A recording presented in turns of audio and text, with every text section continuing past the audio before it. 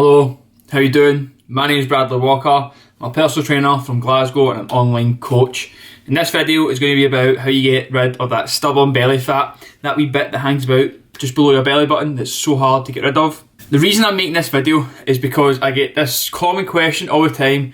Brad, I've been on a diet and I can't get rid of this last wee bit of belly fat. It's the last wee bit of fat, cover my abs, and I just can't seem to get rid of it whatsoever. Wait, that time of this chair did.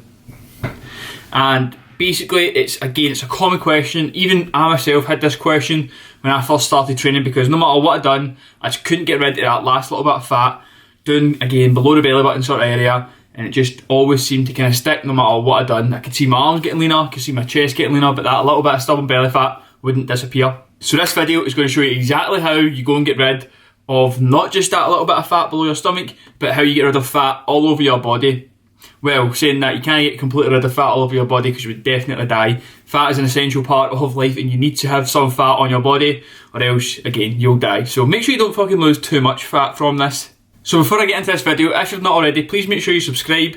Please give the video a wee like, and if you have any questions, comment them down below because I love to hear your questions, and the more questions you ask me, the more I can help you out, okay? So let me know and I'll get back to you 100%.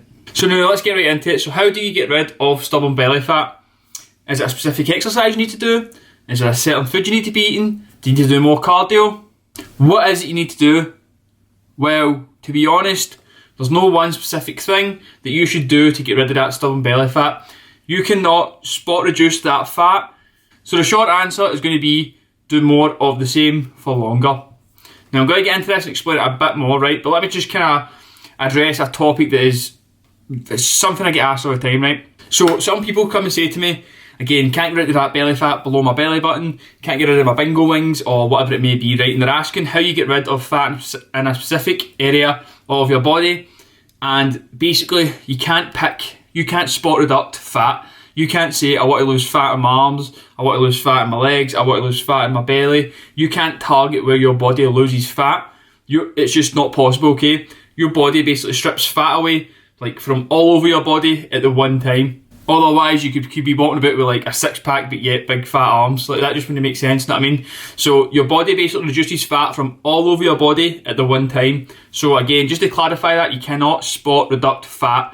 Doesn't matter how many sit-ups you go and do, you will not get a six-pack. Just be doing a certain exercise that targets your abs. It's just not possible. Sorry if that bursts your bubble, but that's just a cold, hard truth. So, how do we actually get rid of that stubborn belly fat then? What is the real reason or the real answer to get rid of that stubborn belly fat? What it's going to be all about is getting your body into a caloric deficit. What that means is you're taking in less energy than you're expending. So for example, if your body needs 2,500 calories to stay the exact same, you eat below that and you'll chip away at body fat, okay? Now obviously it's not just as simple as that. There's a few little factors in there that you need to kind of put in, but to sum it all up, it is basically all about getting a caloric deficit. And that's the kind of main thing you have to do. Again, no special exercise, no special foods. It's all about getting your body in a caloric deficit or in an energy deficit, and that's how you do it. So I'm going to briefly speak about this, of course, and explain it a little bit to you. But if you want some help, you can actually sit and read through. It's going to tell you exactly what to go and do and how to do it. There is going to be a free ebook linked down below in the description. It's going to be called How to Shed Stubborn Belly Fat. It's a free ebook I have available. Go check it out and I guarantee you'll learn a few things from it, okay? And I might even cover some things I've missed in this video myself. So going back to how do we lose the belly fat? How do we lose fat? What you need to do is get into that caloric deficit as I spoke about before. How you get into a caloric deficit is you find out how many calories your body needs to stay the exact same or maintain. And then again, you eat in a deficit below that, meaning you eat less than what that tells you. So for example, the average male has to eat about 2,500 calories to stay the exact same, right? If I have a male coming to me wanting to lose fat, I'll usually put them between 300 to 500 calories below their maintenance. So again, if it was 2,500, I'd either put them on 2,200 or 2,000, depending on how fat they are. It all depends on that. But that's exactly how I'll go and get them to start losing belly fat, okay? It's that simple. Get into a caloric deficit to start and you'll see crazy results, probably results you've never seen before if all you've been doing is running on a treadmill and trying to eat healthy. How do you show you're in a calorie deficit? Start counting calories. Use MyFitnessPal. Again, all this information is in the free ebook, so make sure you go check it out. It's honestly great. I'm sure you'll like it. The next question I get quite commonly is, Right, cool, how long will it take? And that answer, again, it all depends on the person. So the best way I explain to them is, say I've got a guy that comes to me at 40 years old and says, right, cool, I want to lose all this fat I've gained, blah, blah, blah, how long is it going to take? And I'll say to him, you could be looking to maybe make it take up to, say, 3 months, 6 months, maybe a year. And they're like, no, that's too long. And then I just say to them, but you're 40 years old, you've probably had the same eating habits and the same drinking habits and the same unactive habits for maybe, say, 20, 30 years. And you're looking to change all that in a case of 8 weeks. It just does not happen, okay? So how long it's going to take is going to vary from person to person, right? It's too hard to kind of say that's how long it's going to take, right? Okay, but usually it's going to take a good bit of time, say at least 2 months to maybe say 6 or a year. But again, how long it's going to take is just going to be down to the kind of habits you've been in for all your life. If you've been eating, again, takeaways all your life, drinking every weekend and no doing any exercise, it's going to take a fucking shit ton of time, but that's just it. You need to change your life habits to get to where you want to be for that. Whereas if you're somebody who's already active and you maybe just eat a little bit of rubbish at the weekends and that's how you're going to go to it, it might only take you a couple of weeks to do it. Again, it all depends person to person. Another thing would be is, can you speed up weight loss? Can you lose fat faster? The answer is yes, you can lose fat faster. So you can lose fat at a quicker rate compared to other people. That's definitely true. So for example, compared to males to females, males will lose more weight quicker than females, just down to kind of their biology and their anatomy and stuff like that. So males tend to have much more muscle mass than females, so it's much easier for males to drop fat. And that's just it. Sorry, girls. There is other things you can do to speed up fat loss. So for example, a thing I see all the time is when I say to people, right, cool, we're going into a 300 calorie deficit. They're like, oh no, I'll go into a bigger deficit, I want to lose this weight faster. And that does work, maybe short term, say 2-3 weeks. But usually what I always find happens after the 2-3 weeks is people just go and binge on their diet because the deficit they're in is too harsh, okay? So the best advice I would say there is to take your time with it. Give yourself a lot of time. This is something I've personally learned since I've got older that just makes more sense, right? So if you're trying to, especially if you're trying to lose fat and kind of stay as big as possible, you want to be kind of taking your time going down the weight, and that's just basically going to make it easier for your body to hold on to muscle mass, and as well as that, it's going to make it easier for your body not to want to go and binge and maybe crave certain foods, because the more you're starving yourself, which a diet essentially is, the more your cravings, the more your body says, oh, I need to eat something, and that's how you most likely are going to mess up your diet. So to round up, can you speed up fat loss? Yes, you can, but usually the slow and steady approach is always better. Here's a couple of things you can do about when your weight loss starts to stall. So firstly, what do I mean by that, when your weight loss stalls? Say you've been on a diet for maybe a month or 2 months, and maybe you've stopped losing weight for a week. Then say for example it happens for another week and you've still not lost weight. Then it's time to kind of change things up, because your body is essentially kind of used to what you're doing. Now it's adapted to what you're doing to try and lose fat. So you need to change that sort of stimulus to make your body lose fat.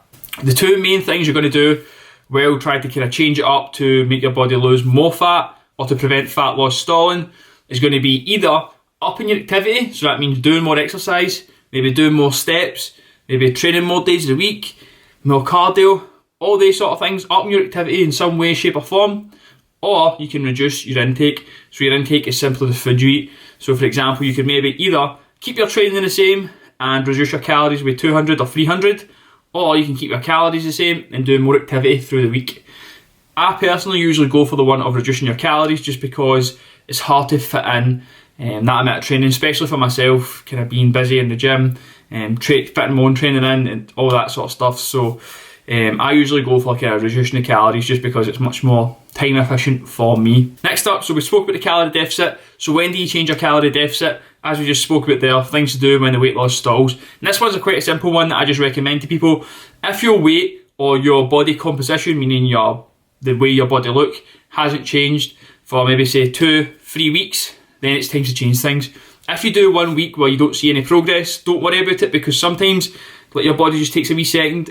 Sometimes your body just takes a wee minute and then goes again and makes another bit of progress. So I would say wait till your progress stalls for 2 weeks or longer and then change things up. The reason you want to do this is because you don't want to make your diet or your training much harder than it is already while you're still getting progress from it. So say for example your weight loss or whatever stalls for a week, and then you change up your calories, and then the next week your weight loss drastically drops. You've basically made it much harder for yourself before you even had to. So take your time with it, just be patient with it, and if it stalls for 2 weeks, 3 weeks, then change things up. So how you can change things up again is by either reducing your calories, upping your activity level, or a little one that I find is beneficial, kind of the lower your calories get and the more restricted you get, is upping your protein intake. Now this isn't going to do like magical things, it's not going to radically change things, but upping your protein intake will help with 2 things. First thing is you'll burn more calories when you actually eat that protein due to the thermal effect of food. All that basically means is your body takes more energy to burn protein and turn it into energy. The next thing is going to be is having more protein in your diet is going to make you feel more satiated and make you feel fuller. And that basically makes kind of sticking to your diet that wee bit easier because you're not as hungry. And as well as that, obviously more protein is going to help you maintain more muscle mass. The more muscle mass you have, well, in a diet, the more calories your body's going to burn on a daily basis, and that's exactly what we're looking for. So the last 2, probably the 2 most important things that everybody always overlooks for whatever reason. People are always quick to change their training, change their diet or whatever, right? But 2 things that really need to be done no matter what to ensure you get rid of that stubborn belly fat, because bear in mind it's the last place to lose fat on your body. So yes, your belly fat, that little bit, that last little stubborn bit, the reason it's this stubborn bit of fat is because it's the last bit of fat to leave your body, especially if you're male. Males hold the majority of their body fat right around their kind of central belt, so kind of where your belt would go if you were wearing trousers. Females tend to hold more fat, kind of a similar area, but kind of more on the like the bum, the kind of upper leg. That's where they hold most of their fat. So that kind of stubborn belly fat is the last bit to go. So you need to just be super consistent and patient with it to make sure that goes away. Reason being, again, it's the last bit to get away off your body, so you need to make sure you stick with your diet and be consistent with it for a long time to make sure that disappears. And that last little thing again is just patience. Just give yourself time, right? It's very easy to want to go and do it super quick and stuff like that, but you need to be nice and patient with it, and that's where you're going to see the best long-lasting results. And the good thing is, once you tend to get rid of that kind of stubborn bit of belly fat, it usually tends to be easier to get off. Now, this is something that definitely doesn't have any scientific background from my side here. So this is something I've just personally found with myself. But what I've found is the leaner I get, the less body fat I can get down to, the easier it is to get to that level again. Now, I'm not 100% sure why that is. I'm not even going to try and explain how I know that is, because it's just something I've personally found, right? But once you get to that kind of like 6-pack level, it's easier to get back there, right? So just be consistent with it, be patient with it, keep grinding at it, and I guarantee you go and get it. Any questions on that, please let me know in the comments down below, and I'll be glad to help you out.